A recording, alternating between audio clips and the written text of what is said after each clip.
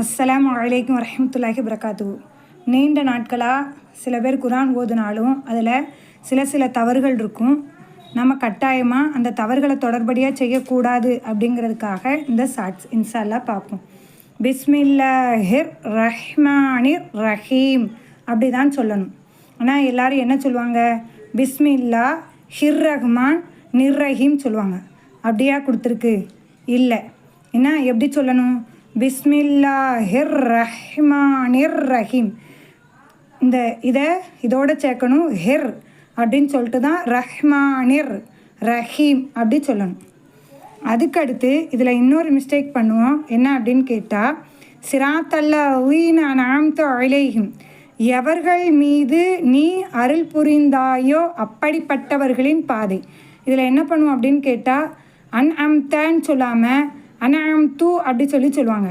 அப்போ அன்அம்துன்னு சொன்னால் நான் அருள் புரிந்தேனே அப்படிங்கிற அர்த்தத்துக்கு உள்ளாகும். நஅூது பில்லாஹ். அப்போ வார்த்தையால் ஏற்படக்கூடிய சிற்காயிரும். எல்லாம் பாதுகாக்கணும்.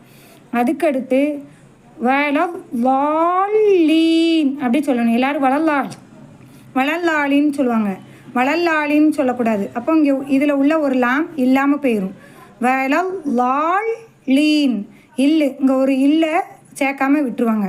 குரானில் ஒரு இடத்த கூட்டினாலும் சரி குறைச்சாலும் சரி பெரும் பாவம். சரிங்களா? நபி ஸல்லல்லாஹு அலைஹி வந்து சொல்கிறாங்க, நான் சொல்லாத ஒன்றை எவன் சொன்னானோ அவன் தன்னுடைய இருப்பிடத்தை நரகமாக்கி கொள்ளட்டும் அப்படின்னு ரசூலுல்லாஹ் சொல்கிறாங்க. இப்போ அல்லாஹ்வுடைய வார்த்தை யோசித்து பாருங்கள். அதனால் ரொம்ப கவனமாக தான் ஓதணும். அதேமாரி கௌசர் சூறாவில் வந்து இன்னா ஆழ்த்தைனாக்கள் கௌசர் அப்படி சொல்லணும். ஆனால் பெரும்பாலும் எப்படி சொல்லுவாங்க, இன்னா ஆழ்த்தைனா கல் கௌசர் அப்படின்னு சொல்லுவாங்க.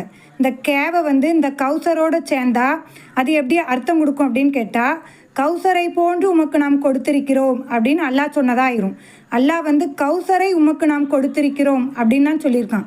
கௌசரை போன்று உமக்கு கொடுத்திருக்கிறோம் அப்படின்னு சொல்லி அல்லாஹ் சுப்ஹானஹு வ தஆலா சொல்லலை. அப்போ எப்படி சொல்லணும்?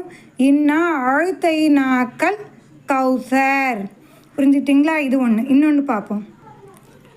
சூரத்துல் மாஊனில் வந்து எதுவுல் யத்தீம் சொல்லுவாங்க. இங்கேயும் ஒரு ஐனை வந்து மிஸ் பண்ணுவாங்க. எப்படி உச்சரிக்கணும்? எதுல் யத்தீம் ஐன் ஏ அப்படின்னு 2 வார்த்தை இருக்குது. ஏன்னா ஏ ஓ. அப்போ அதை கவனமாக உச்சரித்து ஓதணும். நம்ம குரானை தவறில்லாமல் மொழியக்கூடிய பாக்கியத்தை நம்ம அனைவருக்கும் தருவானாக. அஸ்ஸலாம்.